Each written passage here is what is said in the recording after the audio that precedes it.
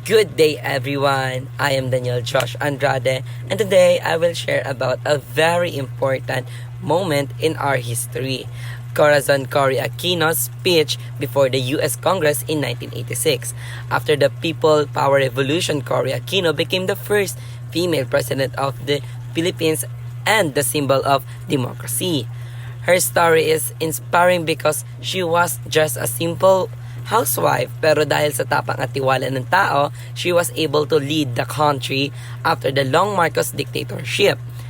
In this report, I will explain the background of Cory Aquino, the events of the People Power Revolution, and the highlights of her speech in the US Congress and why is it important in Philippine history. But before we start, I have a video presentation here for you to watch and recognize who is Cory Aquino. Come on, Jeffrey, you can do Zuckerberg and Gates and Buffett. Amateurs can fucking suck it, fuck their wives, drink their blood. Come on, Jeff, get 'em! Humanity came up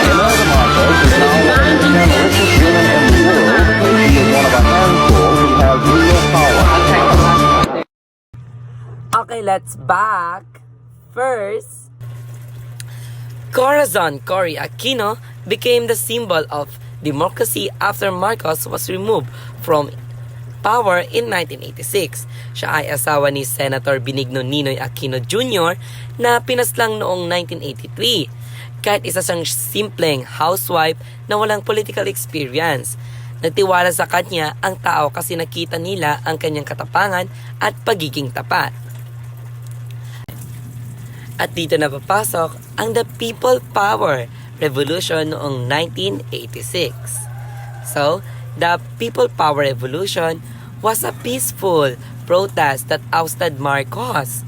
Nagsimula ito matapos mapatay si Ninoy na naging simbolo ng paglaban sa dictatorship. So, noong 1986, nagkaroon ng snap election. Tumakbo si Cory laban kay Marcos. Kahit nandaya ang gobyerno, nagkaisa ang tao, simbahan at ilang sundalo kaya napatalsik si Marcos. Si Cory ang naging presidente at naibalik ang demokrasya after 21 years of dictatorship. So let's proceed to the Cory Aquino's speech in the US Congress noong September 18, 1986.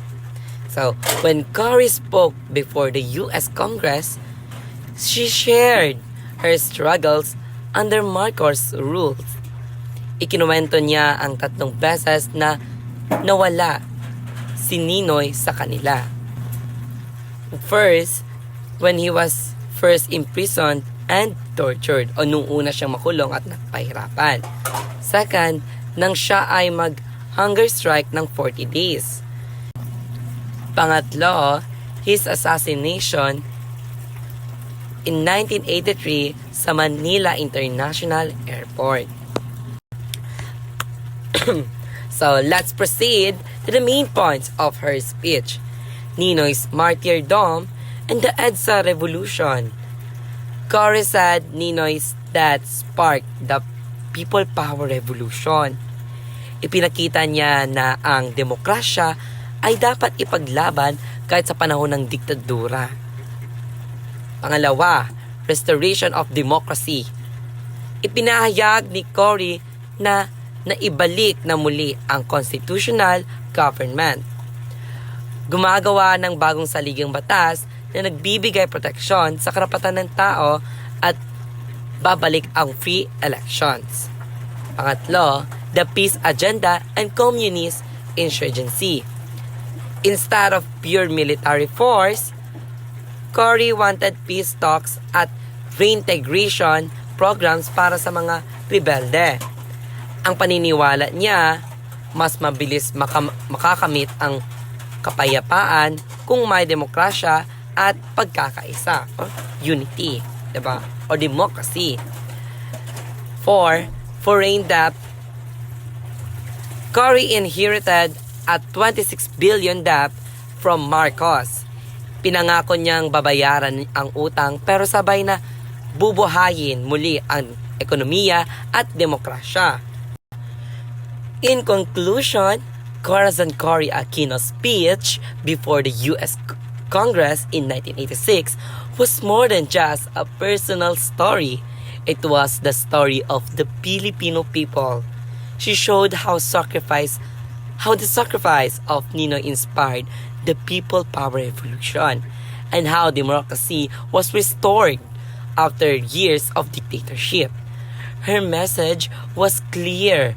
Ang Pilipinas ay muling ipinanganak bilang isang bansang malaya, demokratiko at may pag-asa para sa mas magandang kinabukasan. Cory Aquino became a global symbol of courage, unity, and people power, a reminder that real change can happen through peaceful means. Again, I am Daniel Josh Andrade from BPA 1A. Thank you. And that ends my report.